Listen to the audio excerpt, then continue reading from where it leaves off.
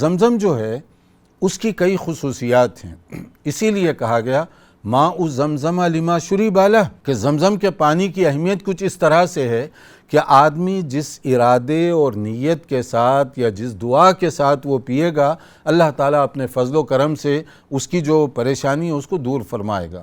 جیسے بہت سارے لوگ کچھ جسمانی بیماریوں میں مبتلا ہوتے ہیں،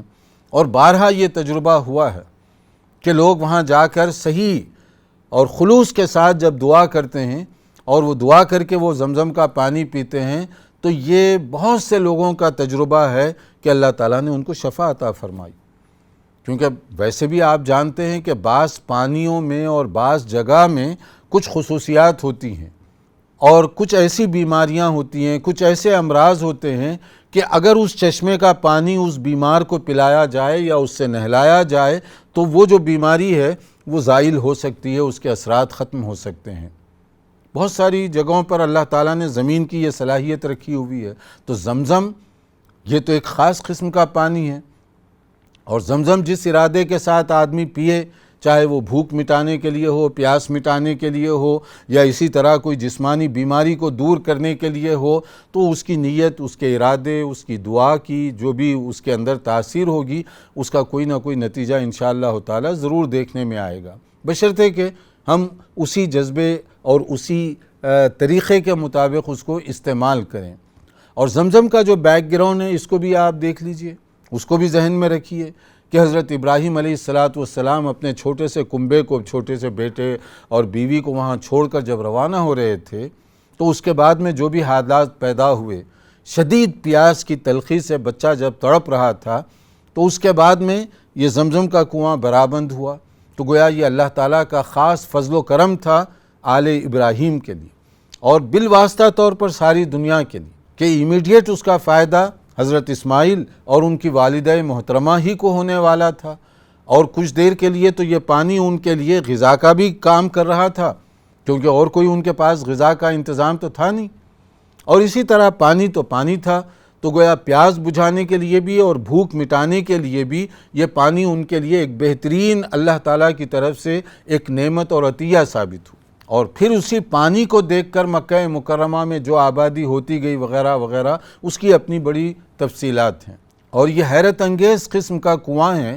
بظاہر دیکھنے میں زمزم کا جو کنواں ہے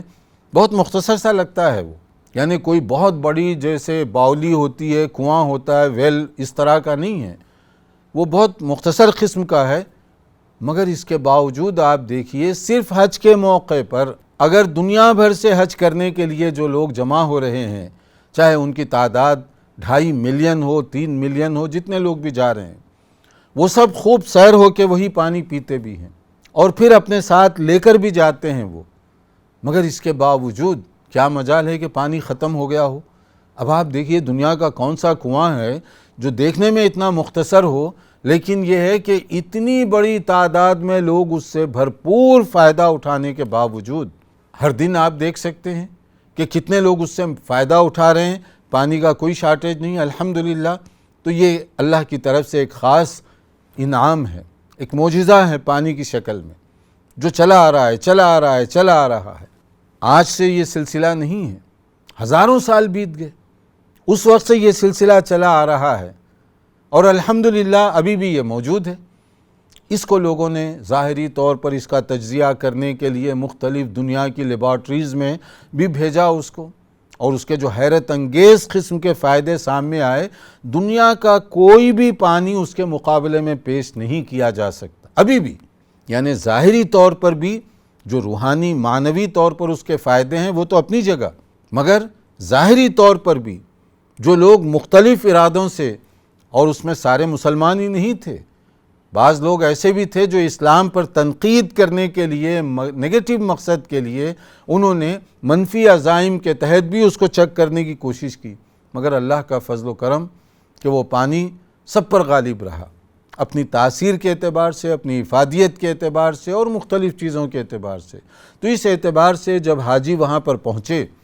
تو وہ خود وہاں پر کنویں کے قریب ہے۔ اب تو خیر کنویں تک جانے کی عام طور پر اجازت نہیں دی جاتی، اس کو مختلف طریقوں سے سپلائی کیا جاتا ہے. وہاں پر جو حرم کے اندر جو پانی جگہ جگہ رکھا ہوا ہے، اندر جو مسجد حرام کے اندر وہ زمزم ہی کا پانی ہے اور اس پر لکھا ہوا بھی ہوتا ہے. تو اس طرح سے اگر آدمی وہاں دعا کرتے ہوئے اس کو پی رہا ہے تو یہ سنت کے مطابق ہوگا، کیونکہ رسول اکرم صلی اللہ علیہ وسلم جب آپ نے حج کیا تو آپ وہاں پر تشریف لے آئے اور آپ نے زمزم کا پانی خود بھی نوش فرمایا،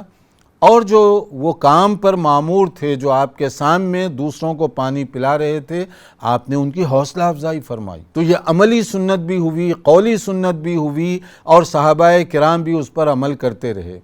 تو سنت کی، حدیث کی جو بڑی بڑی 3 قسمیں ہیں وہ سب کی سب زمزم میں گویا کہ شامل ہیں.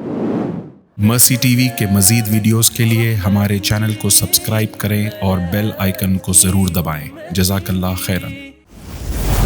مرسی ٹی وی، پیغام رحمت.